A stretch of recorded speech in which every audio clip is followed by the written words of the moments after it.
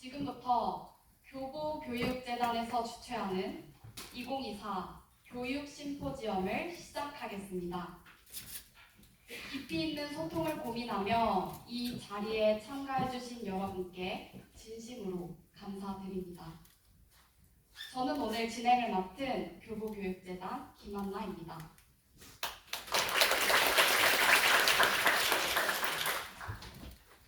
교보교육재단은 다양한 분야의 전문가와 함께 우리 교육의 올바른 방향을 모색하고자 교육 심포지엄을 개최하게 되었습니다. 특별히 이번 심포지엄은 환경 보호와 지속 가능성을 위해 페이퍼리스를 실천 중입니다. 따라서 모든 자료는 디지털 형식으로 제공됩니다.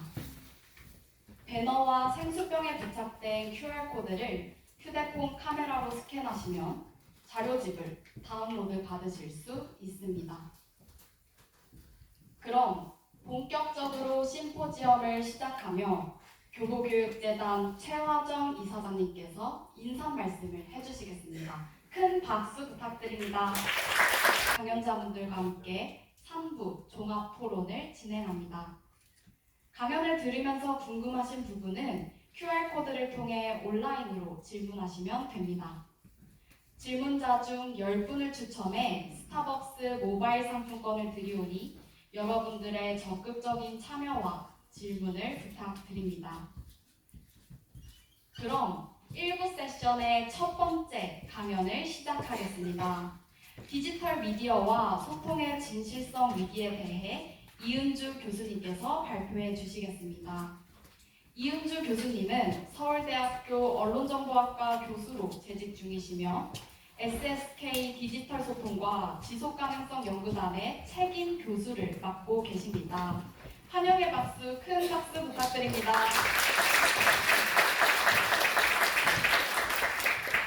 네, 안녕하세요. 방금 소개해드린 서울대학교 언론정보학과 이은주입니다. 오늘 저는 디지털 미디어 소통의 진실성 위기에 대해서 좀 말씀을 드리려고 하는데요. 사실 이 대부분의 좋은 강연은 원래 질문으로 시작하게 마련이니까 저도 하나 질문을 드리고자 합니다. 이 사전 회사들에서는 연말에 올해의 단어라는 것을 선정을 하곤 하거든요. 작년에 메리엄 웹스터 사전에서 선정한 2023년 올해의 단어가 무엇이었는지 혹시 아시는 분 계실까요? 어렵죠? 자, 그 답은 바로 authentic이었습니다. 사실은 요새 광고 같은 데서 가끔 authentic이라고 이렇게 어색한 한국말로 차를 해서 쓰기도 하는데요. 이 authentic이라는 단어는 진실한, 참인, 진짜의 이런 뜻으로 번역이 되는 건데요. 명사형인 authenticity, 이것이 제가 오늘 말씀드리고자 하는 진실성이라고 이해를 하시면 되겠습니다. 사실 진정성이라고 번역을 해서 많이 쓰이고 있기도 한데요. 저는 진정성보다는 좀 더 포괄적인 의미에서 진실성으로 번역하고 오늘 그 개념에 대해서 논의를 드리고 관련해서 제가 했던 연구들을 좀 공유하는 시간을 갖도록 하겠습니다. 사실 한국말로는 제 생각에는 요새 찐이라고 하는 그게 사실은 이 어단틱의 의미를 가장 직관적으로 전달하는 말이 아닌가 싶은데요. 제가 보기에 이 진실성이라는 것, 특히 소통에 있어서의 진실성은 한 3가지 정도로 좀 나눠서 생각해 볼 수가 있을 것 같아요. 첫 번째가 그 정보원의 진실성 부분, 그 소스의 진실성, 그다음에 두 번째가 그 메시지의 진실성, 세 번째는 그 상호작용의 진실성. 이렇게 3가지로 먼저 좀 나누어 보고 싶은데요. 첫 번째로 이 당신은 누구와 커뮤니케이션 하고 있습니까? 라는 질문은 바로 이 정보원의 진실성에 관한 부분입니다. 사실 이 그림이 굉장히 유명한 인터넷 초기에 사람들한테 그 화제가 되었던 카툰입니다. 더 뉴요커라는 잡지에서 93년이니까 벌써 한 30여 년 전 이야기인데요. 여기 보시면 글씨 보이실지 모르겠습니다. 인터넷에서는 아무도 네가 개인지 몰라. 이 얘기는 바로 우리가 이 소통을 하는데 그 소통의 상대방이 철저하게 익명성이 보장되어 있는 이 상태를 말하는 거거든요. 근데 사실은 우리가 인간 커뮤니케이션의 역사를 생각해보면 이렇게 익명성이 보장된 상태로 누군가와 소통을 한다라는 것은 전례가 없던 일이었습니다. 그런데 인터넷상에서 사실 이 익명적인 소통이 보장되던 것이 소셜미디어나 다른 방식의 소통을 인터넷상에서 많이 하게 되면서 2015년에 같은 잡지에서 나온 이 카툰을 보시죠. 이 두 마리 개가 뭐라고 얘기를 하고 있냐면 야, 우리 인터넷에서 네가 개인지 아무도 몰랐던 그때 그 시절 생각나니? 이렇게 얘기하고 있거든요. 이 얘기는 뭐냐면 더 이상 인터넷에서 우리가 소통을 할 때 서로 간의 그 익명성이 보장이 되지 않는 상황이 도래했다라는 그러니까 인터넷이라는 기술이 사람들에 의해서 어떤 식으로 어떤 용도로 소통에 활용이 되고 있는가 그 변화를 캡처한 내용이라고 생각을 하실 수 있겠는데요. 그렇다면 정말 우리는 우리가 소통하고 있는 사람이 누구인지 그 정보원의 그 진실성 그 정보원이 주장하고 있는 정체성과 실제 정체성 간에 갭이 없는지 이것이 부합하는지 확인할 수 있는 걸까요? 자, 몇몇 사례들을 보여드리겠습니다. 이게 이제 코로나 시기에 빌 게이츠의 편지라고 해가지고 이 코로나가 우리한테 가르쳐주는 여러 가지 레슨, 교훈들에 대해서 얘기한 그런 편지가 돌았는데 사실은 굉장히 그럴듯한 얘기들이었어요. 이 빈부, 노소, 동서 막론하고 우리가 다 취약하고 그다음에 이런 시기일수록 중요한 거는 가족의 가치고 건강이 얼마나 중요한 것인가 물질적인 거 별로 도움이 안 된다 뭐 이런 얘기였는데 알고 보니까 이건 빌 게이츠가 쓴 편지가 아니었습니다. 그 다음에 또 이거는 이제 미국에서 유명인들의 트위터 계정을 해킹을 해가지고 자 여러분들이 비트코인 나한테 보내주면은 내가 거기에 돈 붙여가지고 2배로 만들어서 자선기관에 기부를 하겠습니다. 이래서 이런 아주 사회적으로 선한 일을 기업가들이 하겠다니까 여기 혹해서 돈을 보낸 사람들이 있었어요. 알고 보니 사기였죠. 뭐 우리나라라고 다를까요? 이렇게 유명인 대기업 회장, 부회장의 그 계정을 사칭한 이런 경우들이 있었습니다.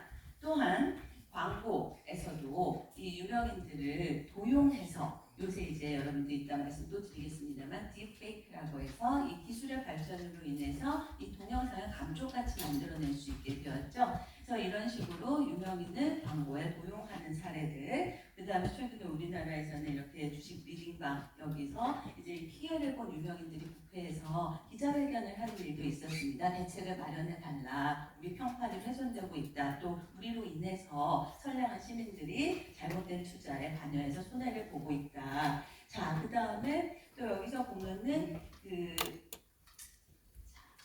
이 보통 사람들도 사실은 이 딥페이크에 속아 넘어가는 과정에서 손해를 볼 수가 있는데 다국적 금융회사 홍콩 지점에서 일하는 직원이 사실은 이 줌회의를 통해서 분명히 본인 같은 회사의 임원으로 소개가 되었었는데 알고 보니까 그걸 믿고 큰 거액의 돈을 송금을 했는데 알고 보니까 그게 거짓이었다. 그 다음에 이제 최근에 이런 사례도 봤습니다. 미국인인 척하고 북한 스파이들이 간첩들이 미국의 IT 기업에 취업을 하는 이런 사례들도 있었다고 해요. 그러니까 겉으로 드러난 정체성과 실제 정체성이 맞지 않는 즉 정보원의 진실성이 훼손되는 사례들을 저희가 날로 목도하고 있는 것이죠.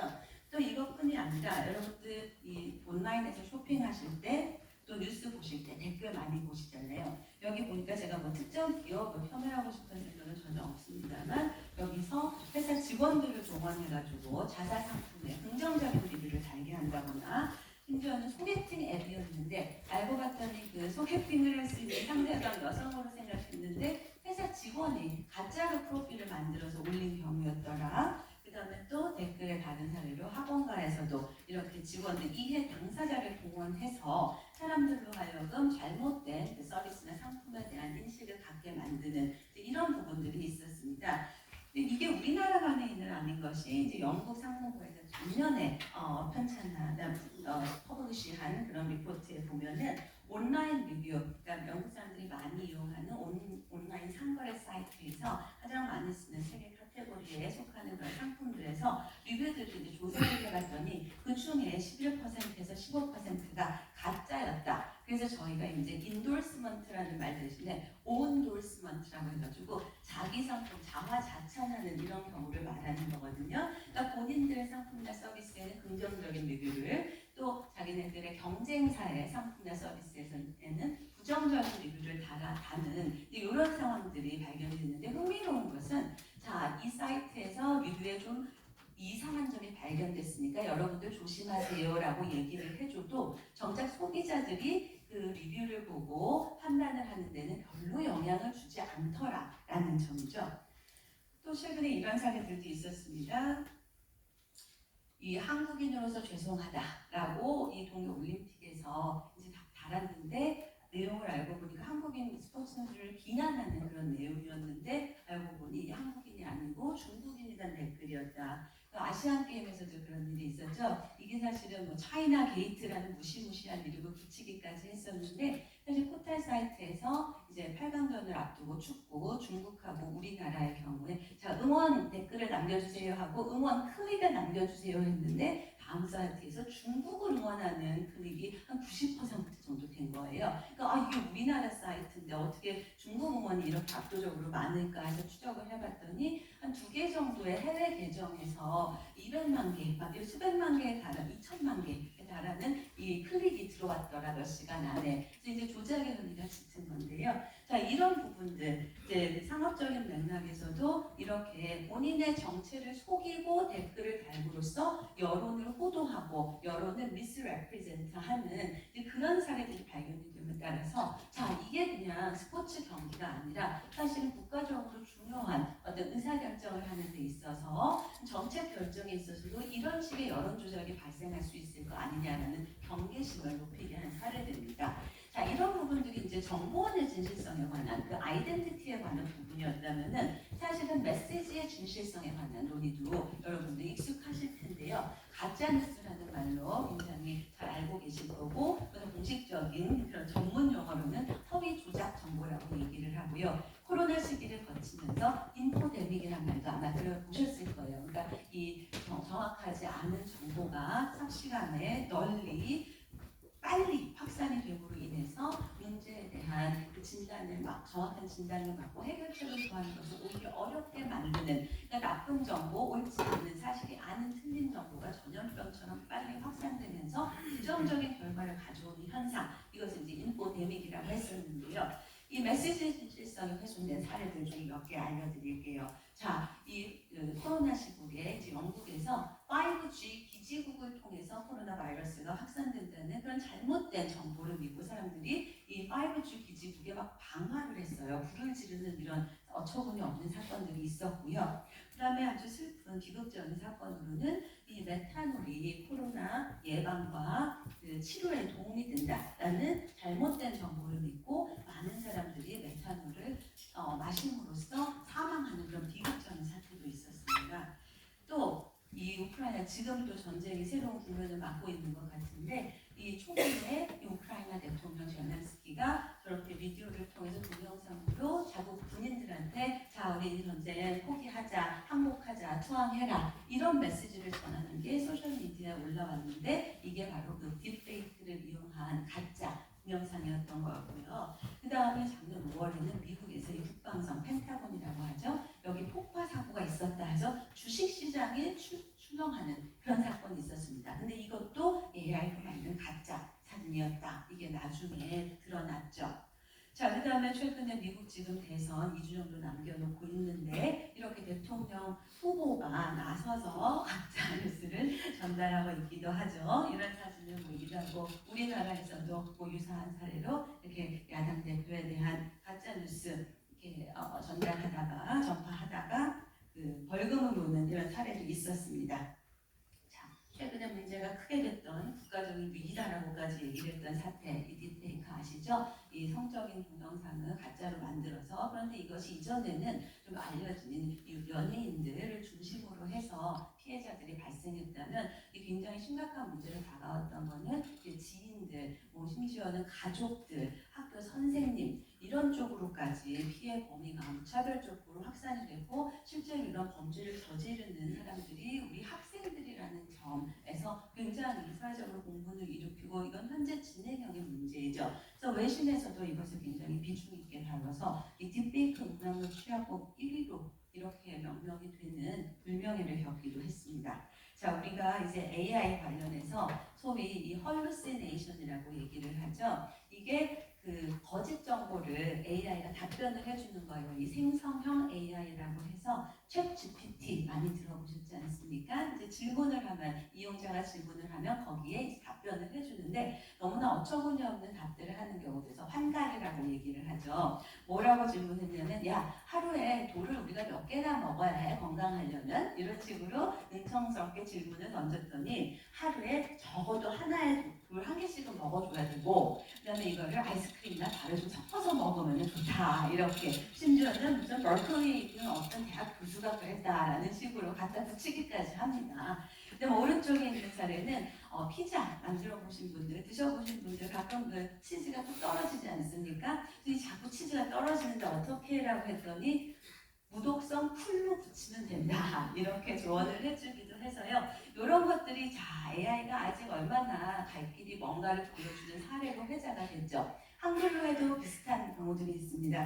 이렇게 우리 세종대왕 나오셨죠? 여기서 이런 역사적인 맥락을 들먹이면서 유도성 질문을 하면은 이렇게 거기 속아 넘어가가지고 엉뚱한 답변을 합니다. 세종대왕 맥북 프로 던짐 사건 이런 게 있을 리가 없잖아요. 근데 여기에 대해서 알려줬더니 뭔가 이렇게 만들어내요. 그다음에 뭐 이 거북선에 대해서 거북선 라이트닝 볼트 발사 메커니즘은 나름대로 설명을 해주기도 합니다. 사실은 이런 부분들이 바로 그 정보의 사실성이 훼손된 그런 그 메시지의 진실성이 훼손된 그런 사례에 해당하는 아주 다양한 맥락에서 발견되는 실제 예라고 할 수 있겠는데요. 그럼 마지막으로 제가 그 상호작용의 진실성 이 부분에 대해서 잠깐 말씀을 드리자면은 이게 실제로 대화를 나눈 게 아닌데도 마치 대화를 나눈 것 같은 착각을 불러일으키게 하거나 역으로 실제 사실은 내 이름을 걸고 내 메시지를 썼음에도 불구하고 사실 이거는 진짜 내 모습은 아닌데 하는 자괴감, 공허감을 불러일으키게 하는 그런 종류의 소통이 소셜미디어 상에서 많이 일어나고 있다라는 건데요.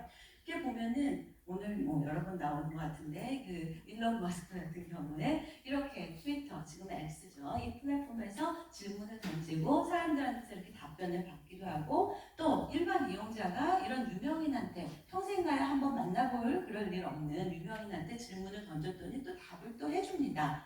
또 연예인들끼리 자기들끼리 오고 가는 이런 대화를 보면서 마치 나도 그 대화에 참여한 것 같은 그런 착각을 느끼고 이 사람들한테 굉장히 친근한 마치 내가 진짜 아는 사람인 것 같은 그런 인상을 받게 되는데요. 사실 이런 우리나라도 이 대기업 회장님 같은 분들도 이렇게 인스타그램 계정 운영하고 하시면서 일반 유저들하고 대화를 나누세요. 뭐 회장님도 요플레 뚜껑 핥아서 드시나요? 물어보면은 답해주시고 고향 이름 뭔지도 알려주시고 이제 이런 상상 속의 친근함 실제로 사실은 이런 것들이 우리가 진짜 백이라고 생각하는 그런 관계의 진전으로 이어질 리가 만무함에도 불구하고 사람들은 잘 아는 것 같은 그런 상상의 허구의 친밀감을 느끼게 된다. 반면에 이 소셜미디어 상에서 내 계정을 만들고 내 일상을 소개하고 내가 좋은 일 있던 걸 공유하고 친구들하고 연결돼 있는 이런 경험이 사실은 아이러니컬하게도 진짜 내 모습을 보여주는데 큰 부담으로 작동한다는 거죠. 그래서 남들한테 보여줄 만한, 보여주고 싶은, 남들이 나를 인식해줬으면 하는 그런 모습으로 포장을 하다 보니까 이걸 할수록 더 우울해지기도 하고 외로워지기도 하고 또 그 안에서 남들이 보여주는 너무나 그럴듯한 모습들하고 자기를 비교하면서 굉장히 스스로가 열등한 것처럼 느끼기도 하는 그러다 보니까 오히려 리얼미 진짜 나를 보여주기 위해서는 페이크 계정을 만들어야 되는 이런 아주 그 역설적인 상황이 발생해서 그걸 이제 핀스타그램이라고 부른답니다. 페이크 인스타그램. 그러니까 리얼미를 보여주기 위해서는 어텐틱한 나를 보여주기 위해서는 페이크 계정이 필요한 이런 사회. 자, 이런 것들을 보면서 정말 총체적으로 진실성의 위기구나라는 생각을 하지 않을 수가 없는데요. 그래서 관련해서 연구를 좀 진행하면서 몇 가지 좀 잠정적인 결론을 내린 바가 있습니다. 첫 번째, 이 진실성이라는 게 뭐냐? 제 눈의 안경이다. 이 말씀을 드릴 수가 있겠는데요. 결국 이 진실성이라는 게 우리가 이 메시지 진실성 관련해서 주로 이 허위 정보 논의에서 말하는 것처럼 단지 이게 사실이냐 거짓이냐 참이냐 거짓이냐 같은 이렇게 객관적인 메시지의 속성만으로 판단할 수 있는 거라기보다는 굉장히 주관적이고 총체적인 경험으로 이해를 하는 게 마땅하다라는 말씀을 드리고 싶은데요. 많이들 들어보셨을 이 확증 편향이라는 거 있죠.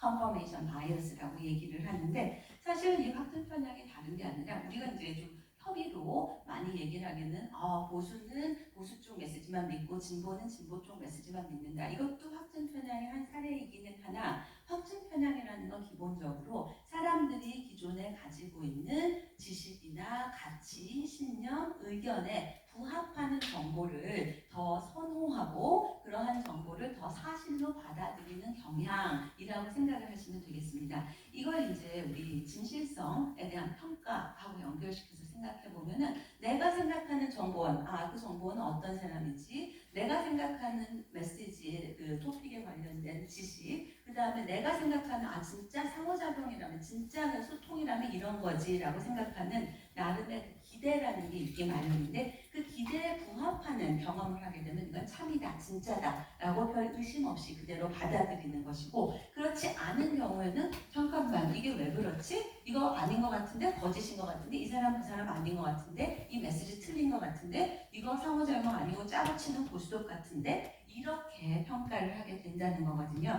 그랬을 때 사실 우리가 허위정보 관련해서 대안으로 많이 얘기하는 팩트체킹이라는 게 있잖아요. 심지어는 팩트체크 결과를 평가함에 있어서도 사람들이 본인들이 수긍할 만한 본인들이 생각했던 바와 부합하는 팩트체크는 그렇지 이게 사실이지라고 받아들이지만 그렇지 않은 경우에는 아무리 팩트체킹의 결과라고 해도 믿지 않는 이제 그런 부분들 아주 강한 편향이 작동하는 것을 알 수가 있거든요. 그런 점에서 저는 우리가 가지고 있는 이 인지적인 편향, 거의 모든 사람들이 공유하고 있는 그 편향에 대해서 자각하고, 그다음에 우리가 정보를 프로세스하는 과정에서 발생하는 인지 능력의 한계 이런 부분들을 끊임없이 인식을 할 때, 그걸 바탕으로 해서 좀 지적으로 겸손해질 수 있고, 그럴 때 비로소 우리가 접하게 되는 많은 정보들, 이것들의 진위를 제대로 판별을 하고자 하는 그런 동기도 생길 수 있고, 능력도 생길 수 있다라는 말씀을 드리고 싶은 거고요.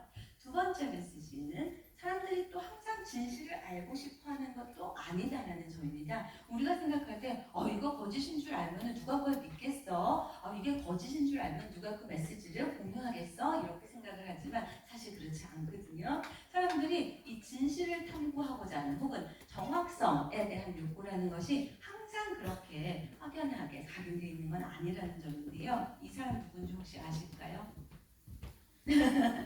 백설공주의 계모입니다. 근데 거울아 이 세상에서 누가 제일 예쁜지 아시죠? 근데 이 백설공주의 계모가 그 질문을 매일 아침 던졌을 때 정말 이 백설공주의 계모는 진실을 알고 싶었을까요? 아니면은 그저 이 자아 도취 이거를 유지하고 싶은 그 이고 부스트 해주는 그런 메시지가 필요했던 걸까요? 근데 적어도 백설공주가 제일 예쁘다고 했을 때 확정 편향을 보이지는 않았어요. 그걸 믿고 백설공주를 가서 죽여라 이런 명령을 내린 걸 보니까. 그런데 모든 사람이 이렇게 항상 정확해야 된다, 정확한 정보를 알고 싶다라는 동기가 충만한 것은 아니라는 점이죠. 제가 한 실험 중에 보면요.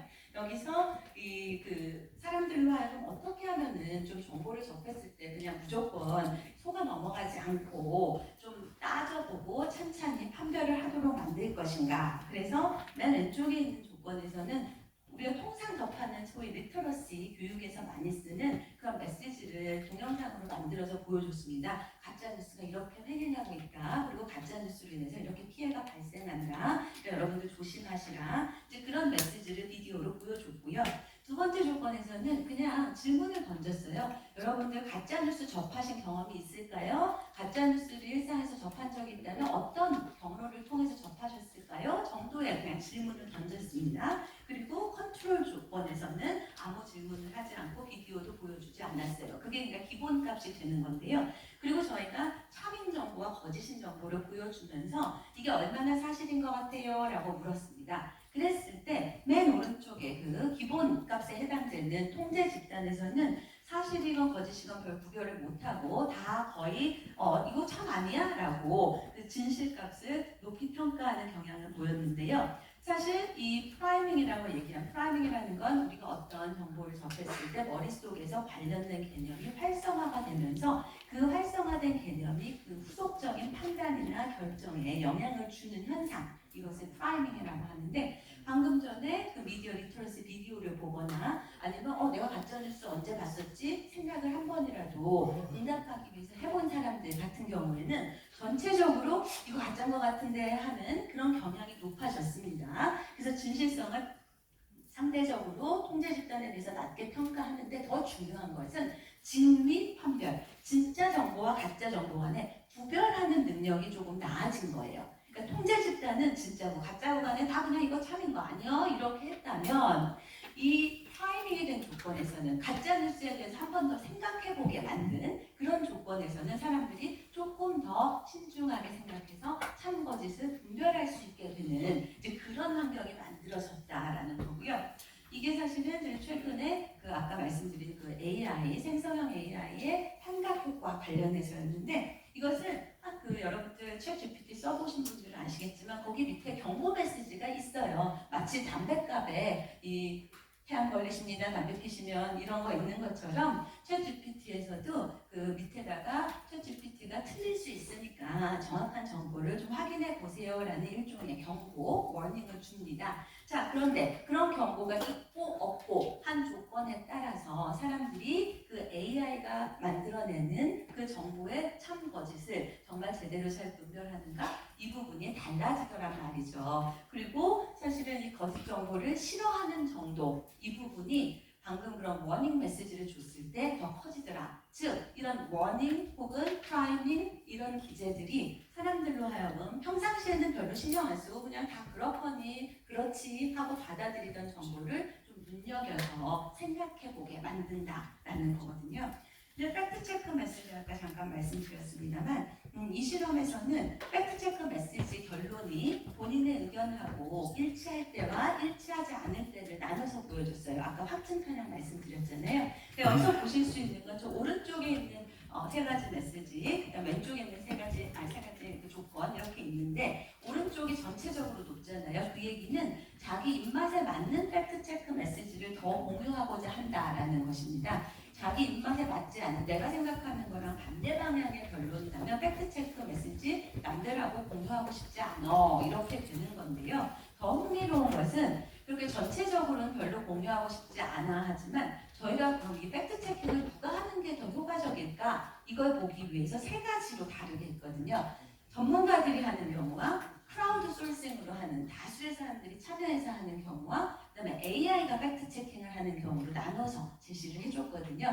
그랬을 때 보면 그 결론이 본인 입맛에 맞으면 사실 누가 팩트 체킹을 했는지도 별로 중요하지 않아요. 그냥 이거는 날라줘야지 이렇게 판단을 하는데 그렇지 않고 결론이 내 마음에 안 들면 자, 이 팩트 체킹은 도대체 누가 한 거야? 이걸 들여다보게 되고 흥미롭게도 AI가 팩트 체킹 했을 때 조금 그 반감이 누그러져서 자기가 좋아하지 않는 결론이라도 공유할 의사가 살짝 올라가기는 하더라라는 점이었습니다. 자, 다음으로는 우리가 그러면 방금 본 것처럼 사람들한테 곰곰이 생각하게 만드는 이제 그런 모티베이션, 동기만 부여하면 충분한가? 그렇지는 않더라는 거죠. 여러분들 이 양치기 소년의 이야기 아시잖아요. 늑대가 나타났다 하니까 처음에는 화들짝 놀라서 막 대피하고 도와주러 달려갔던 우리 동네 사람들, 마을 주민들이 세 번째, 네 번째였나요? 되니까 반복이 되니까 거짓말을 듣다 보니까 에휴 심드렁해져서 또 저 녀석 거짓말하는구나 했던 거 기억나시죠? 그러니까 어떻게 보면 우리가 이 가짜 뉴스의 위협에 대해서 강조하고 부각시키는 것이 사람들한테는 이 무감각하게 만드는 그런 경험이 될 수도 있다. 그런 역효과를 가지고 올 수 있다. 그냥 이거 위험해, 조심해 이렇게 하는 걸로 충분하지 않을 수 있다. 그러면 그 이외에 무엇을 해줄 수 있을 것인가라는 걸 생각해 봤을 때 사실은 이제 설득 이론에서 이제 중요한 것 중에 하나가 그 효능감이라는 거예요. 그러니까 내가 여러분 이제 뭐 예를 들어서 살을 빼고 싶다 아니면은 건강해져야 되니까 운동을 좀 계속 해야겠다. 운동 좋은 건 다 알죠, 그렇죠? 운동이 뭐 나빠서 안 하는 게 아니잖아요. 근데 아침에 일어나면 몸도 무겁고 시간도 없고 하여튼 하기 힘들어서 그냥 나는 좋은 걸 알지만 할 수 없는데 이런 경우에는 효능감이 낮은 거거든요. 그러면 이 효능감을 높여주려면 이게 그렇게 여러분들 생각하는 것처럼 어려운 게 아니에요. 여러분들도 하실 수 있어요. 자, 제가 살 뺀 거 보이시죠? 여러분들도 빼실 수 있어요. 제가 담배 끊는 거 보시죠? 여러분들도 끊으실 수 있어요. 이런 게 바로 그 효능감을 높여주는 메시지 이런 건데요.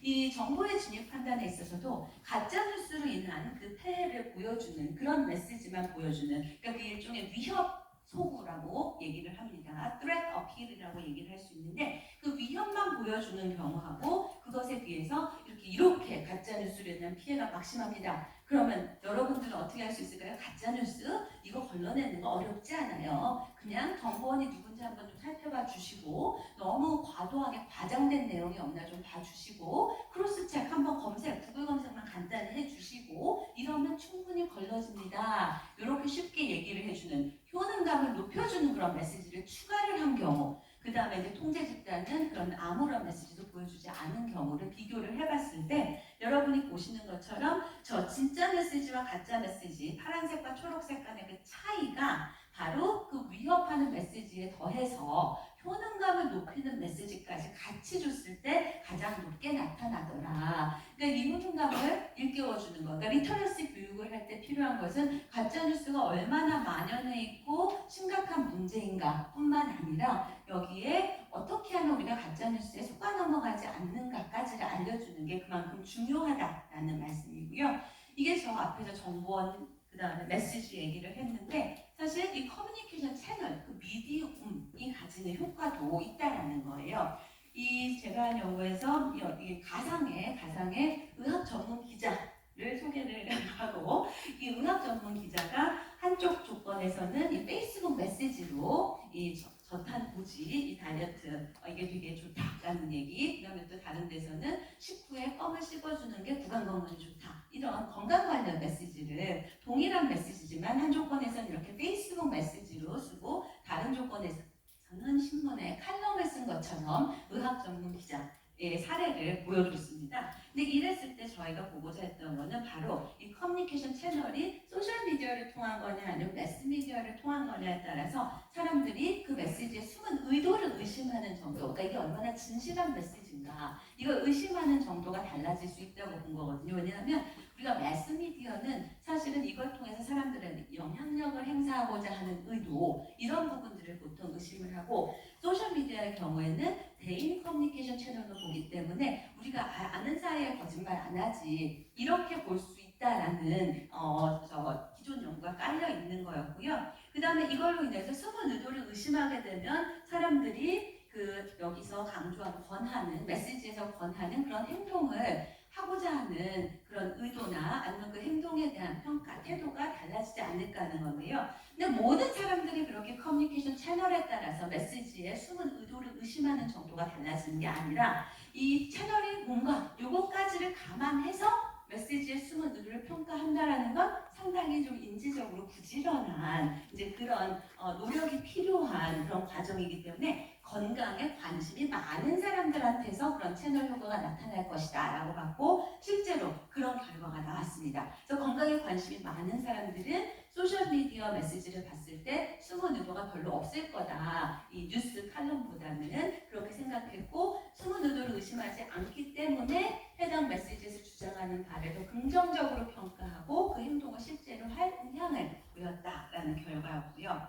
이제 마지막으로 신뢰를 높이자. 우리 신뢰가 너무 땅에 떨어졌어. 신뢰를 높여야지라고 많이들 얘기하는데 조금 명료하게 혹은 정교하게 구분을 할 필요가 있다는 생각이 들어요. 그래서 실제로 이제 제도적으로 보면은 아까 이렇게 댓글로 뭐 순위를 조작한다거나 이런 사례들 발견됐을 때 정책적으로 과징금을 내리기도 하고, 그다음에 이번에 그 딥페이크 사태 터지면서 바로 신속하게 만들거나 유포하지 않고 소지만 하고 있어도 처벌을 받게 만들겠다 이런 조치를 취했고요. 그다음에 이제 플랫폼 회사들에서도 AI로 생성한 그런 게시물을 표식을 해서 사람들이 이건 AI가 합성한 거구나 알게 만들겠다 같은 그런 조치들을 취하고는 있는데요.